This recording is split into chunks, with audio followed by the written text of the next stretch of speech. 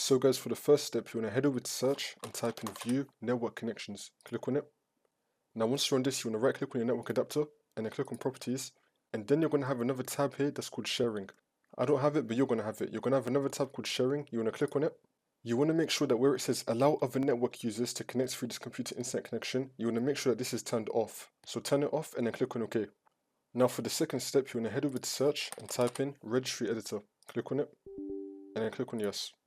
Now once you're on this, you're just going to make a backup. You want to click on file, export, and then click on desktop and just type in as a name backup and click on save.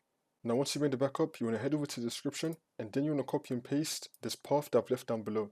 And now we're going to paste it right here. So just delete computer and then paste it, click on enter, which will now take us into here. Now once you're in here, you want to delete hosted network settings, delete this, and then click on yes. Now for the next step, you want to head over to search and type in device manager, click on it. Now once you're on this, you want to expand network adapters, and then you want to find your network adapter. You want to right click on it, and then click on update driver, and then click on search responsive for drivers.